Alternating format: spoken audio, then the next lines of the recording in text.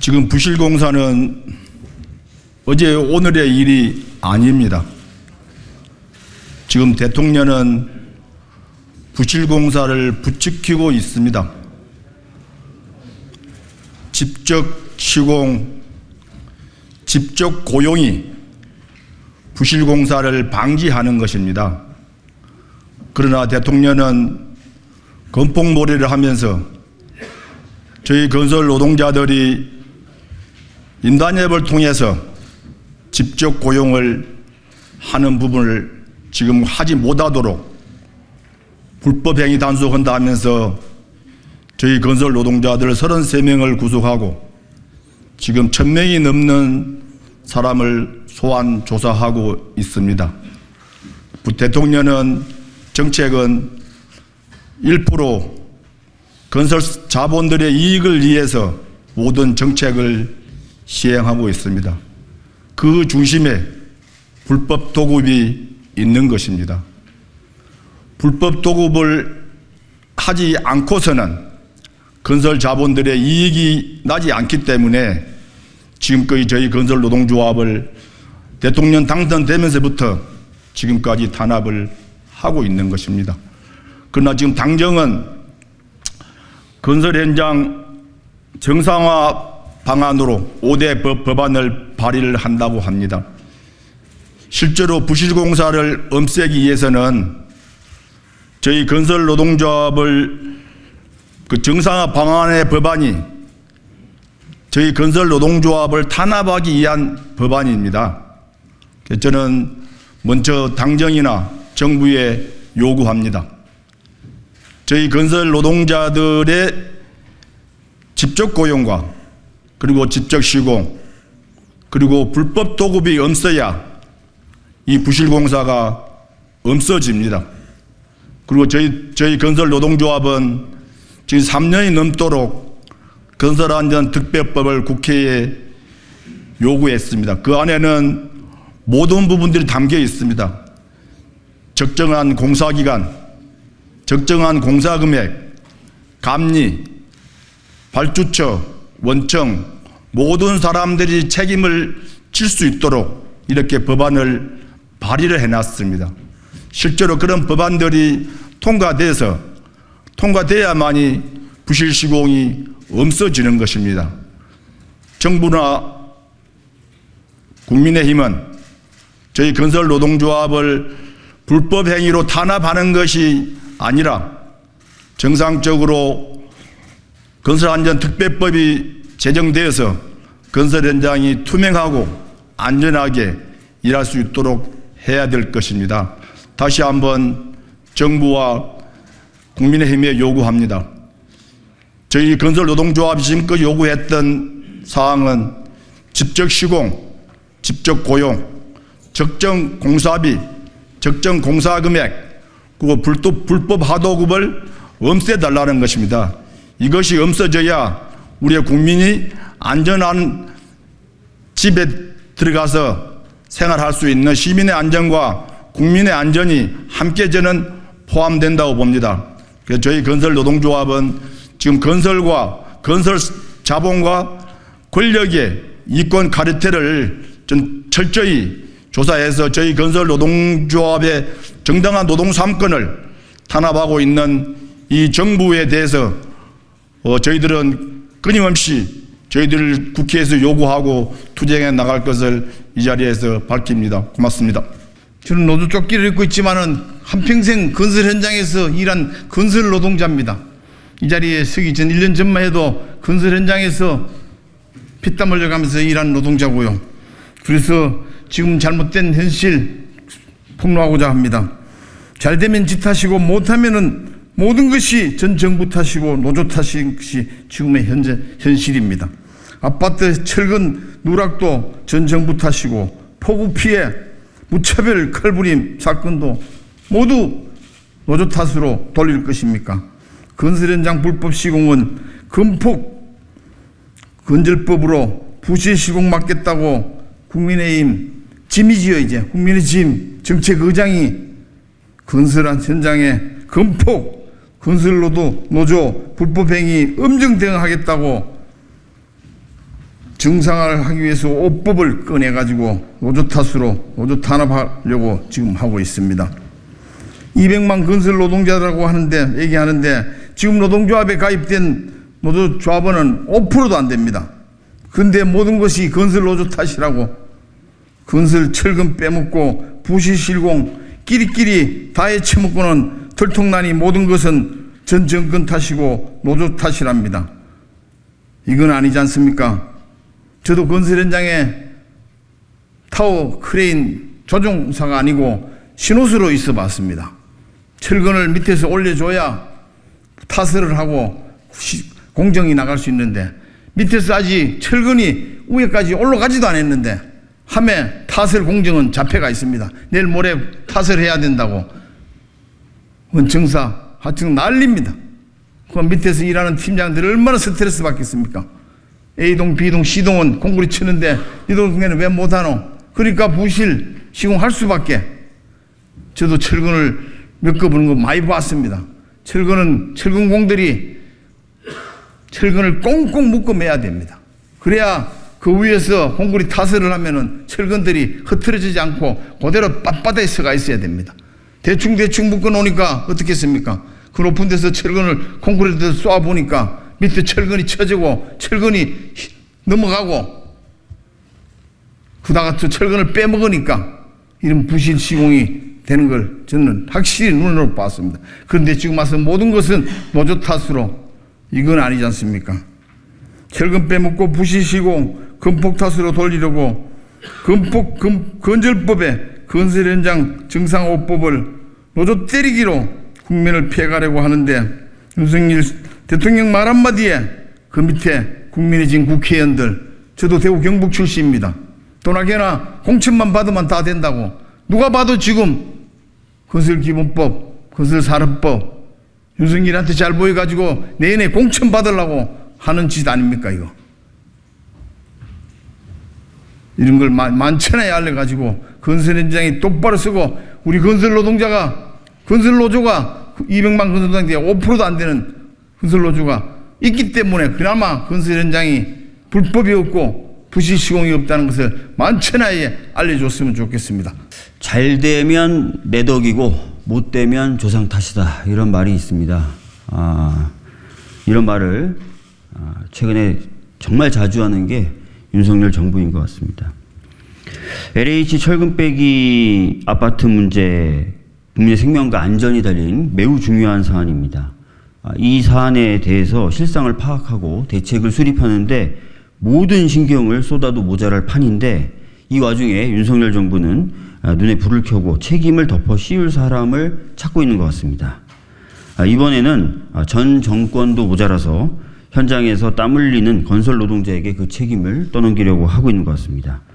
고위당정협의회에서 순살 아파트 대책이라며 건설 현장 정상화 5법 추진 이야기를 꺼냈는데요. 이 5개 법안 중에 순살 아파트 대책이라고 볼 수 있는 것은 건설산업 기본법 개정안 단 1개뿐입니다. 나머지는 모두 건설 노조를 무력화시키는 내용을 담고 있는데 여러분 다 아시겠지만 아파트 철근을 현장에서 일하는 노동자가 뺐습니까? 원인 진단부터 틀렸으니까 바른 대책이 나올 수가 없을 것 같습니다. 이 대책을 내놓은 곳이 고위당정협의회인데요. 건폭몰이 주도하고 건설노동자 악마하고 끝내 건설노동자 목숨까지 앗아가게 했던 그 고위당정협의회에서 또다시 제대로 된 대책을 찾지 않고 건설노동자들의 숨통을 조이고 있는 것으로 보여집니다. 정부는 제발 제대로 된 대책을 찾고 방향을 찾고 사태를 해결하고 수습하기 위해서 만전을 기울이시고 쓸데없이 건설노조를 악마화하고 숨통을 조이는 일은 그만 더 주기를 강력하게 촉구합니다.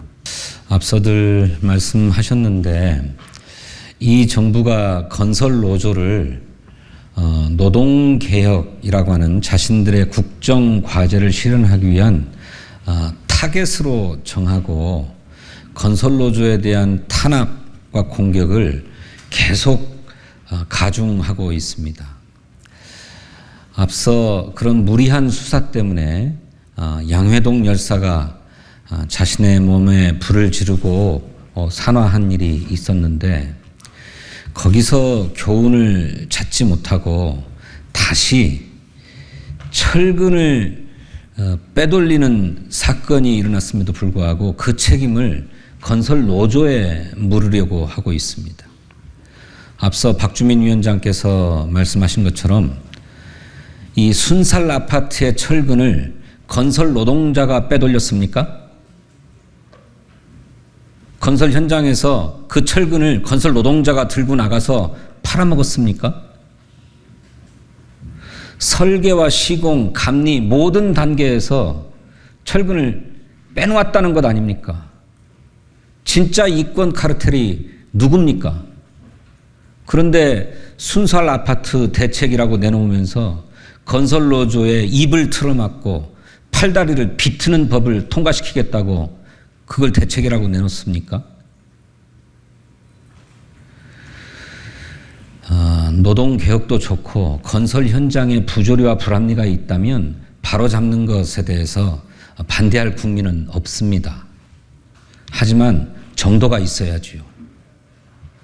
문제가 되는 것은 문제가 되는 대로 처방하되 이번 순살 아파트 문제는 전혀 다른 차원의 문제 아닙니까?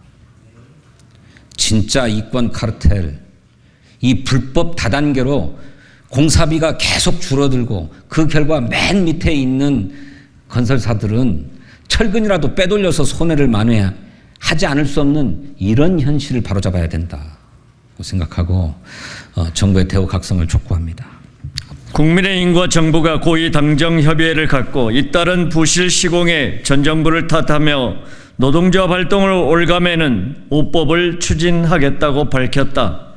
검단 안단태 아파트 부실 시공에 대해 국토교통부 조사위원회는 설계 시공 감리에 있어서 총체적 부실을 지적했다. 발주자는 복잡한 무량판 구조를 설계하면서 필수적인 전단 보강근을 설계에 포함시키지 않았고 시공사는 실제 공사하면서 철근을 누락시켰고 감리는 이를 확인하지 않았다. 이러한 구조적인 문제에도 불구하고 국민의힘과 정부는 근본적인 문제가 아니라 소위 건설 현장 정상화를 말하고 있다. 당정이 순살 아파트 대책을 내놓으면서 노동자를 옥죄는 법으로 비판을 받고 있는 노동조합법 개정 등 건설 현장 정상화 5법을 통과시키겠다고 발표했다. 전문가 어느 누구도 부실 시공의 원인을 전 정부와 노동조합에 두지 않고 있음에도 불구하고 본질을 흐리고 또다시 건폭물이 이탄을 하고 있는 것이다. 관련하여 당정협의회에 3가지 물음을 던져보겠다. 자다가 봉창격인 5법 추진은 총선을 앞두고 건설사의 충성세기를 박아두겠다는 건가? 부실 시공에 대한 제대로 된 대책을 세우지 않겠다는 건가? 건설 노동자는 국민도 아니라는 말인가? 현 정부는 반년 가까이 90명의 경찰 특진을 내걸고 건설 노조를 마녀 사냥하듯 몰아세웠다. 정권의 위기시마다 대대적인 몰아세우기가 반복됐다.